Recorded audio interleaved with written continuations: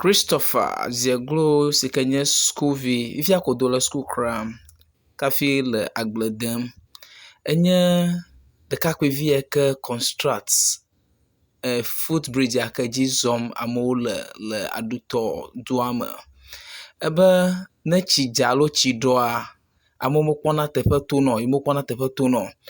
Gake hã yeanɔ anyi nenema koa, abe edudɔ alo amewo no va kpe asi ɖe eŋua menyo o. Ebe egblɔe na amewo kura ŋu hã, ame aɖeke mele nu dem ene o. Ne egblɔe ko be yi negblɔe ne efia. Eka ɖe dzi be ewɔ bridge ya. Ta susu ka va tame ɖo kafi ne wɔe. Ekpɔ amegbɔtɔ agbe le veve. Azɔ esi ɖɔɖɔ nue. Ne mi zɔ va yina ali dzɔgbevɔ to esi ɖɔ.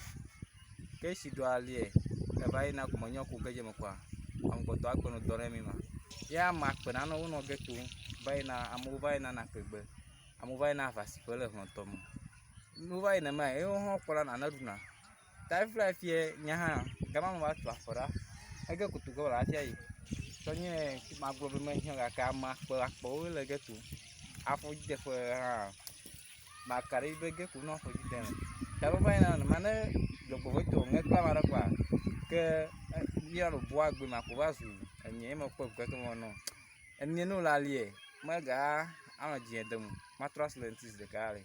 Enye me va fɔ no va ni ame tsitsi mo le mo bo nye nya ƒe ma me tika wo tsitsi anɔ yi ne siro ma dzo va kple mo kata ga refu. Enye we me trust lentis ale re. Na no ale mi na zazam ko. Gake like carpenter per side go dzi alo carpentry ya. Be menya nane ke tso ŋu gake ne ti eka ɖe dzi tutu be ye wɔ nu ya. Oh, me ka ɖe dzi pa carpenter enye menya mare me dzɔ kpli asinu nu dzɔdzɔme enmo le na me mi ma. Ta ne me no kpɔ me sɔsɔmo kwa. Nye to me dina ma ko nya si ko dem ma wɔ. Plus we na dzɔdzɔme me. Ne to me no kpɔ dzɔdzɔme. Ene mai mo dzɔe ma. Okay. Ta Mali olinkio. Ba na kpetra bo Jesus kra ka lo kra do.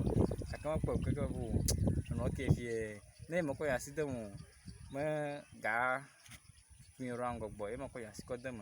Mo me kapita me do nya mo fron. Enye dzɔdzɔme ele fu me nta e kuma ba de.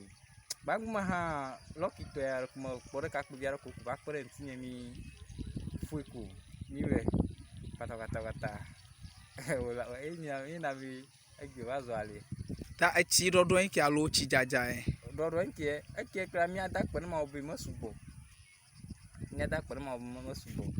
Awa ne kpɔ etroa dzi akpo he light ka to etroa dzi ha ma ha nye vevie to ale ke ɖe fun. Ko light ka edu le me. Ne be dzɔgbevɔ to esi ali o rona suna gbɔtsa e o drone ne mai. Light ka ma ali o dzɔdzɔ to me.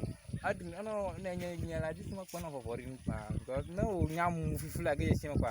Ame kata gaso shi ma gbangba kata o esi menye ke kusero eva den amuga le afiare ta ne light ka ya gedze me ma kwa azozo gevu ke ga gere enyo kata ma ga wa fu nyo kumbe no enye ma trust le di ma we de ka le kafi na no la le enyo wo be ne light ka ma on ma ke mi wa ho ha. Ever school view hall again ho ba kpɔ be ndie me kpɔ be no tsi echum de. Viviu kra. Ta no nye be ke onye be bridge me no gi o. Ale ko na kafi tso na to alo fie be mo yina school. School view le mi gbɔ ge Hausa view ko le to go to mi. Akere school view va yi ke afɔdzi. Na mi to mi do mo to han agboti gogbe are ke me le fie. Ne nto mo to ana afɔdzi dere mo. Ta no tso na to la fia va afɔdzi. Menye ne mi sugbɔ ɖe etora godo alo ta teƒe ko le nye afɔdzi deƒe. Ma wo ko be school view hã. Wo te no se tso ava yi afɔdzi afia trɔ. Ala ma agboti mi mo ɖe ke ko me le nye ne wo fie. Ana afɔdzi dere mo. Ta ma ta wo no se afia trɔ ke va yi. Ke abe ne va o bridge ya edu me to wo va le zã. O zane alo ko le zã like dodo ka ho wo ko ku de ŋu.